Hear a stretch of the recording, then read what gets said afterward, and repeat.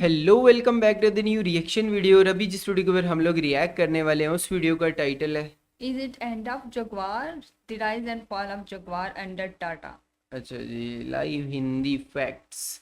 Live Hindi facts की video है। इस रियल वीडियो की लिंक आप लोगों को डिस्क्रिप्शन में मिल जाएगा। और हमारे कैस सारे सोशल अकाउंट्स का भी हमें फॉलो कर लीजिएगा और देखते तो हैं खैर देखते हैं कि है क्या? मैं it Is and it of end of Jaguar? Jaguar. कुड़ी कहंदी बेबी पहला जगुआर ले लो फिर जिन अच्छा, ये गाने में जगुआर का नाम यूज़ हुआ हुआ है। मेरे ख्याल से ये हल्की फुल्की स्टोरी मुझे पता है कुछ मर्जी पे यार ले लो। टाटा से जी हाँ, रिलेटेड। आज से कुछ साल पहले तक जगुआर का जलवा कुछ जी, ऐसा ही आपको हुआ सब करता कुछ था। पता इस होगा ब्रांड पर ना पहले। सिर्फ गाने बने बल्कि वो गाने सुपर हिट भी हुए। लोग इस कार को इतना पसंद करने लगे थे कि इसे खरीदना उनका सपना बन गया था। लेकिन लोगों के दिलों में अपनी खास जगह रखने वाली जगुआर आज सड़कों से गायब होने लगी है। आपको बता दें, JLR ग्रुप के अंदर दो ब्रांड्स आती हैं, जिनमें पहला है लैंड रोवर और दूसरा जगुआर। और इस कंपनी के लॉस का जिम्मेदार कोई और नहीं बल्कि जगुआर की गिरती हुई सेल्स है। आपको जानकर हैरानी होगी कि 2018 में यूएस के अंदर जो JLR की सबसे बड़ी मार्केट है, वहां जगुआर के केवल 18,000 यूनिट्स ही बिक पाए थे,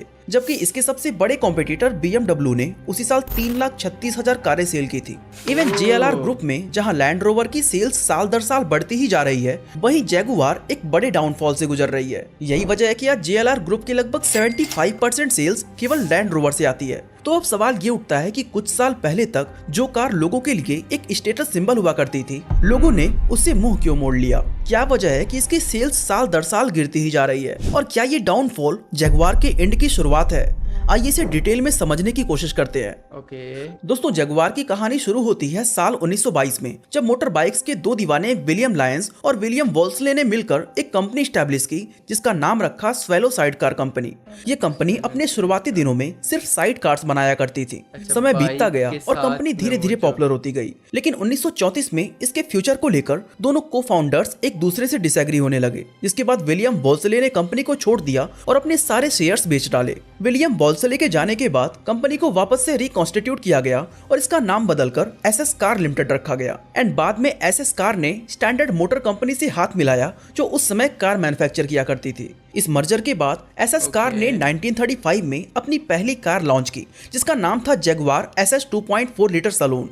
इस कार को विलियम लायंस ने खुद ही डिजाइन किया था और ये काफी पॉपुलर भी हुई। सेम ईयर कंपनी ने जगुआर मॉडल की second car Jaguar SS 90 launch की। ये एक 2 सीटर स्पोर्ट्स कार थी, जिसे कम्प्लीटली मोटर स्पोर्ट इवेंट के लिए ही डिजाइन किया गया था। और इस कार की top speed around 90 miles per hour थी, इसलिए इसका नाम SS 90 रखा गया था। अब दोस्तों, यहाँ तक देखें तो जगुआर नाम सिर्फ एक कार का मॉडल था, लेकिन साल 1945 में कंपनी के सभी शेयर होल्डर्स के साथ एक मीटिंग की गई और SS कार का नाम बदलकर जगुआर कर दिया गया। जिसके बाद जगुआर ब्रांड ने अपनी पहली कार XK20 को लॉन्च किया, जो काफी ज्यादा हिट हुई। और फिर सेम फॉर्मूला पर कंपनी ने और भी कई सारे कार्स लॉन्च किए, जिसमें XK120, XK140 एंड XK150 शामिल थी। वैसे जगुआर को सबसे ज्यादा पॉपुलैरिटी तब मिली जब 24 hours of the Le Mans race में इसकी एक कार ने जीत हासिल कर ली थी, और यहीं से जगुआर कार स्पोर्ट्स कार की कैटेगरी में दुनिया की पहली पसंद बन गई। अब दोस्तों, यहाँ तक तो चीजें काफी अच्छी चल रही थी, लेकिन प्रॉब्लम्स तब आई जब जगुआर कार के लिए जो स्टील कंपनी बॉडी को तैयार करती थी, उसे किसी दूसरे कंपनी ने एक्वायर कर लिया। जिसके बाद लायंस के सामने कई तरह के चैलेंजेस खड़े हो गए। जैसे एक तो उनकी उम्र भी काफी ज्यादा हो गई थी, और दूसरा कंपनी को संभालने के लिए उनकी कोई औलाद भी नहीं थी। इसलिए 1966 में उन्होंने अपनी कंपनी को ब्रिटिश लेलैंड को बेच दिया। अब ब्रिटिश लेलैंड के अंदर पहले से ही कई सारे बेहतरीन कार ब्रांड्स थे, इसलिए उन्होंने जगुआर पर कुछ ज्यादा फोकस नहीं किया। ऐसे में जगुआर ब्रांड, जो अपने क्लासिक लुक और स्पोर्ट्स कार की वजह से पूरी दुनिया में फेमस था, धीरे धीरे बदलते वक्त के साथ वो एक ओल्ड मॉडल कार ब्रांड बन गया। कंपनी काफी लॉस में जाने लगी, जिस वजह से 1989 में ब्रिटिश लेलैंड ने इसे फोर्ड को बेच दिया। अब फोर्ड ने भी जगुआर को प्रॉफिटेबल बनाने की खूब कोशिश की, इसके मॉडल्स में कई बड़े बदलाव किए, लेकिन फिर भी ये पहले जैसे पॉपुलर नहीं हो पाई। इसके बाद आता है साल 2000, जब फोर्ड ने लैंड रोवर को भी एक्वायर कर लिया। अब लैंड रोवर और जगुआर को फोर्ड एक ही साथ ऑपरेट कर रहा था। दोनों के पार्ट्स एक दूसरे के साथ शेयर किए जाने लगे। इंजन और बॉडी में चेंजेस किए गए, लेकिन फिर भी जगुआर का हाल वैसा ही था। साथ ही ये फोर्ड के लिए एक बहुत ही बड़ा लॉस का रीजन बन गया था। इनके लॉस में जाने की वजह ये भी थी कि फोर्ड ने पैसे तो खूब बहाए, लेकिन नई फैक्ट्री और न्यू मॉडल्स में। साथ ही फोर्ड का लग्जरी कार्स में कोई एक्सपर्टीज भी नहीं था, और जितना अटेंशन वो खुद के ब्रांड्स को दे रहा था, उतना जगुआर या लैंड रोवर को नहीं मिल रहा था। एंड लास्ट में इससे तंग आकर फोर्ड ने 2008 में ये दोनों ही कंपनीज टाटा मोटर्स को बेच दी। लेकिन यहाँ पर हैरानी वाली बात ये है कि फोर्ड ने जगुआर को अच्छा, ये मुझे पता था लैंड रोवर का, लेकिन मेरे ख्याल से जगुआर पी गट्ठी ये दोनों की दोनों खरीदी थी टाटा ने। ब्रिटिश लेलैंड से 2.5 बिलियन डॉलर में एक्वायर किया था और लैंड रोवर को 2.75 बिलियन डॉलर में। साथ ही इन दोनों ब्रांड्स पर 35 बिलियन डॉलर्स खर्च किए गए थे। लेकिन 19 साल तक टाइम, एफर्ट और बेशुमार पैसा लगाने के बाद इसे सिर्फ 2.3 बिलियन डॉलर्स में टाटा मोटर्स को बेच दिया गया, जो फोर्ड के लिए बहुत ही बड़े घाटे का सौदा था। और इसी से आप अंदाजा लगा सकते हैं कि ये दोनों ही कंपनीज फोर्ड के लिए कितना बड़ा सिरदर्द बन चुकी थी। अब सवाल ये आता है कि आखिर टाटा ने इन लॉस में डूबी हुई कंपनीज में ऐसा क्या देख लिया कि इन्होंने इसे एक्वायर कर लिया। एक्चुअली टाटा मोटर्स अपने प्रोडक्ट पोर्टफोलियो को एक्सपैंड करना चाहता था, जहां इन ब्रांड्स की मदद से उनके लिए लग्जरी कार मार्केट में एंटर करना आसान हो गया था। इसके अलावा इन दोनों ब्रिटिश ब्रांड की इंजीनियरिंग एक्सपर्टीज, ब्रांड वैल्यू और डिजाइन कैपेबिलिटीज की वजह से टाटा अपने खुद के प्रोडक्ट्स को भी बेटर बना सकता था। इन कंपनीज का एक्विजिशन टाटा को न्यू मार्केट में एक्सेस दे रहा था, स्पेशली यूरोप और नॉर्थ अमेरिका में।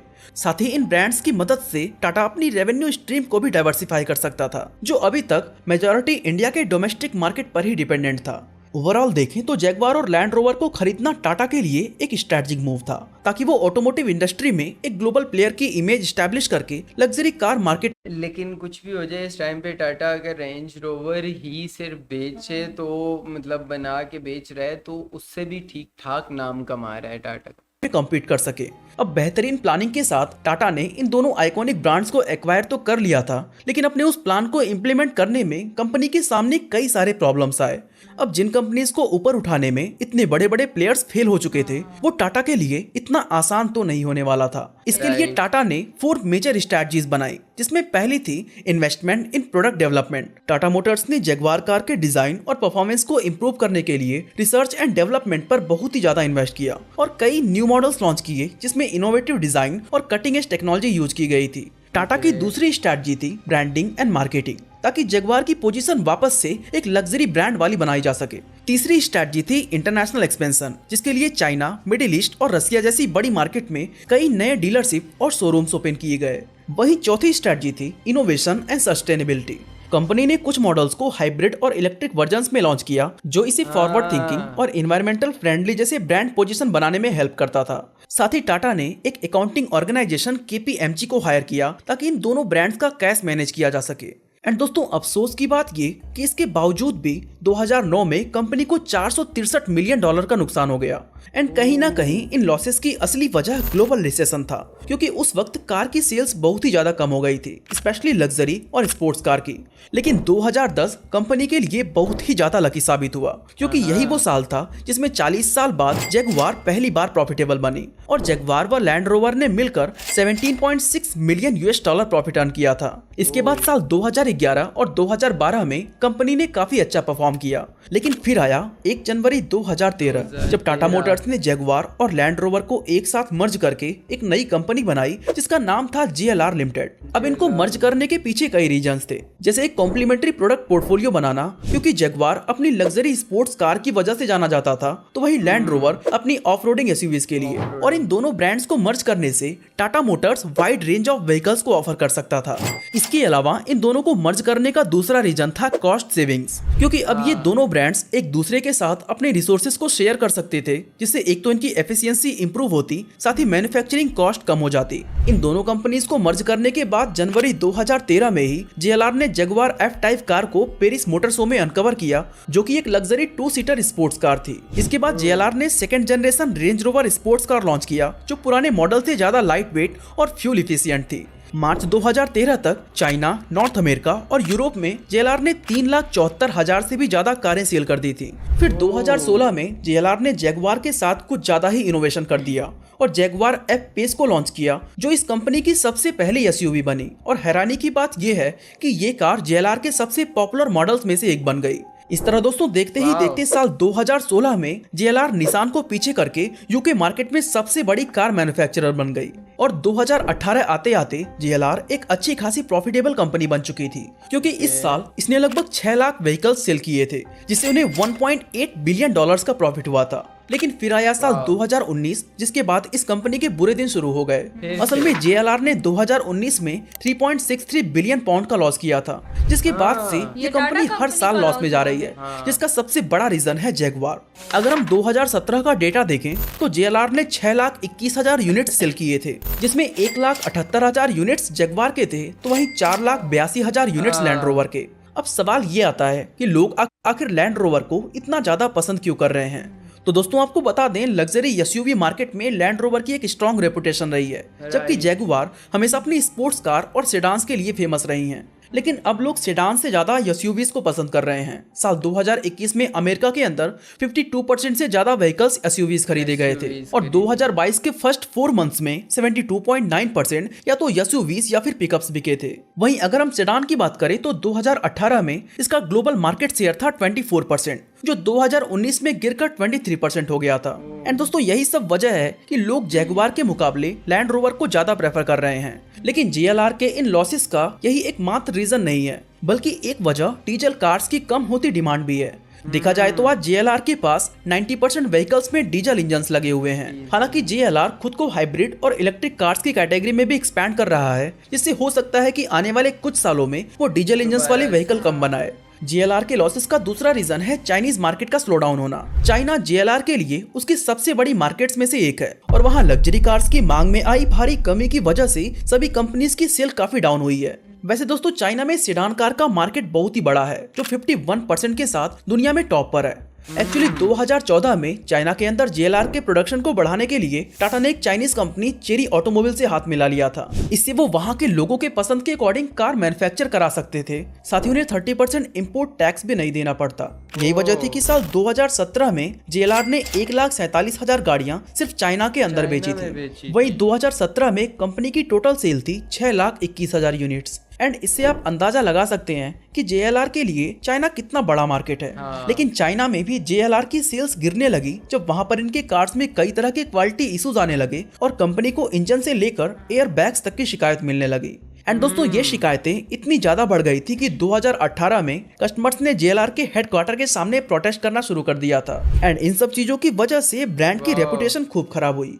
दोस्तों 2018 की बात करें तो US के अंदर जगुआर के सिर्फ 18,000 कार्स ही बिक पाए थे। वहीं BMW कार्स के सेल देखें तो वो थी 3,36,000। ये दोनों ही ब्रांड्स लगभग एक दूसरे के बहुत बड़े कॉम्पिटिटर माने जाते हैं। इसके बावजूद इन दोनों ब्रांड्स की सेल्स देखें तो इनमें जमीन आसमान का फर्क है। दोस्तों अगर हम JLR का फ्यूचर समझने की कोशिश करें तो इतना तो तय है कि ये पीछे हटने वालों में से नहीं है। और जब से जैगुआर और लैंड रोवर टाटा के हाथों में गए हैं, कंपनी ने वो कर दिखाया है जिसकी कभी किसी को उम्मीद भी नहीं थी।